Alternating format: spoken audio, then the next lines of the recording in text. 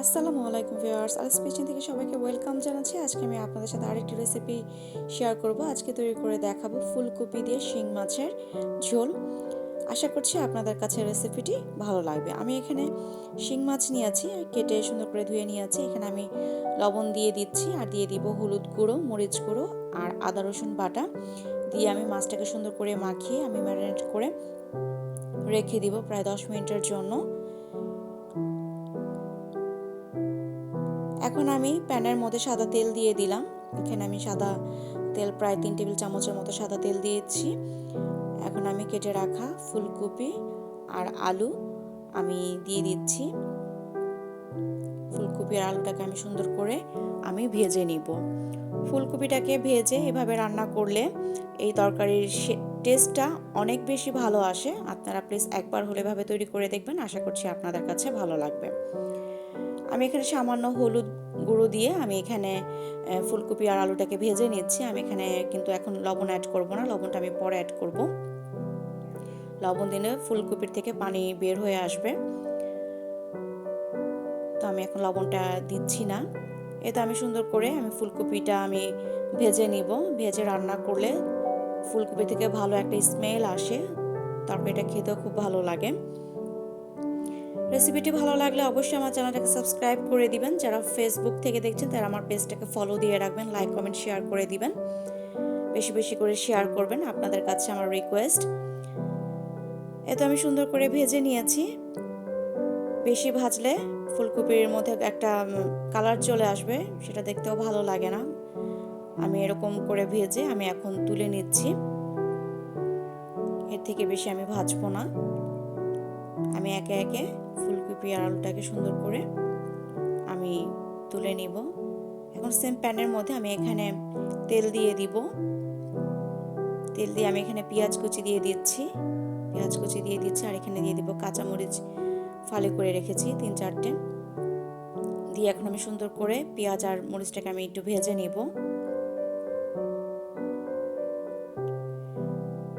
তো ভাজা হয়ে গিয়েছে। এখন আমি এখানে অ্যাড করব জিরে বাটা। আমি এখানে প্রায় 1 চা চামচ জিরে বাটা এখানে অ্যাড করছি। আমি এখানে আদা রসুন বাটা দিব না, শুধু জিরে বাটা দিয়েই এই ফুলকপিটা রান্না করবেন, এটা খেতে অনেক ভালো লাগে।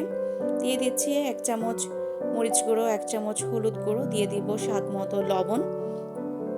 দিয়ে আমি মশলাটাকে ভালো করে একটু সুন্দর করে কষিয়ে নিব। আমি অল্প একটু পানি দিয়ে দিলাম,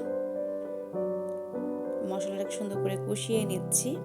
জিরে বাটা দিয়ে এই তরকারিটা রান্না করবেন, খেতে খুবই ভালো লাগে। আদা রসুন বাটাটা দিলে সেই টেস্টটা আসে না। ফুলকপির তরকারিটা জিরে বাটাটা দিলেই খেতে ভালো লাগে।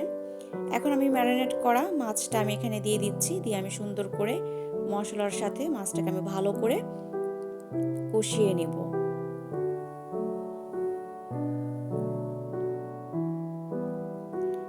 আমি সামান্য পানি দিয়ে দিলাম। সামান্য পানি দিয়ে আমি ভালো করে মাছটাকে আবার ভালো করে একটু নেড়ে দিচ্ছি।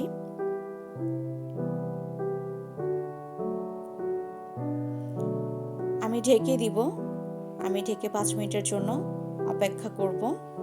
5 মিনিটের মধ্যেই মাছটা সুন্দর করে কষানো হয়ে যাবে। দেখুন কত সুন্দর করে কষানো হয়ে গিয়েছে, মাছটা অনেক সুন্দর ঘ্রাণ বের হয়েছে। আমি ভালো করে মাছটাকে কষিয়ে নিয়েছি। এখন আমি ভেজে রাখা ফুলকপি আর আলুটা আমি এখন দিয়ে দিব। আমি সবগুলো ফুলকপি আর আলু দিয়ে দিলাম। দিয়ে আমি ভালো করে মাছের সাথে সুন্দর করে কষিয়ে নিব। আপনারা চাইলে মাছটাকে তুলে নিতে পারেন। তো যেহেতু মাছটা বেশ বড়, তাই আমি মাছটাকে আমি তুললাম না। আমি মাছ আর ফুলকপিটা একসাথে আমি একটু ভালো করে কষিয়ে নিচ্ছি। আপনারা যারা নতুন রাঁধুনি আছেন তারা মাছটাকে আপনারা তুলে তারপর ফুলকপিটা দিয়ে এভাবে কষিয়ে নেবেন, না হয় মাছটা ভেঙে যাবে। আমি এখানে টমেটো কুচি দিয়ে দিচ্ছি। টমেটো কুচিটা দিয়ে আমি সুন্দর করে একটু নেড়ে দিব। দিয়ে আমি এখানে ঝোলের জন্য পানি অ্যাড করে দিব। এখানে আমি প্রায় 2 কাপের মতো পানি দিয়েছি।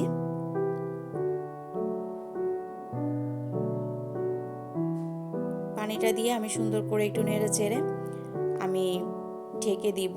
ফুলকপিটা কিন্তু অনেকটা সেদ্ধ হয়ে এসেছে। ফুলকপিটা কিন্তু বেশ নরম একটি সবজি, বেশিক্ষণ লাগে না এটা রান্না করতে। ফুলকপি টমেটো সব কিছু কিন্তু নরম হয়ে গিয়েছে। আমি এখন ঢেকে রান্না করব। এই তো বলক উঠে এসেছে, ফুলকপিটা কিন্তু সুন্দরভাবে রান্না করা হয়ে গিয়েছে। এখন আমি দিয়ে দিচ্ছি ধনেপাতা কুচি। ধনেপাতা কুচি দিয়ে আমি আর বেশিক্ষণ রাখবো না, রান্না কিন্তু আমার একদম কমপ্লিট হয়ে গেছে। এখন আমি একটু নেড়ে চেড়ে চুলাটাকে অফ করে দেবো। এত সুন্দর ঘ্রাণ বের হয়েছে ফুলকপি, ধনেপাতা এবং জিরে বাটার, এত সুন্দর ঘ্রাণ বের হয়েছে, সব কিছু মিলে কি আর বলবো। আপনারা প্লিজ একবার হলেও এভাবে রান্না করে দেখবেন, আমাকে কমেন্ট করে জানাবেন আপনাদের কাছে কেমন লেগেছে। আজকের মতো এখানেই বিদায় নিচ্ছি, দেখা হবে নতুন ভিডিওতে নতুন রেসিপি নিয়ে।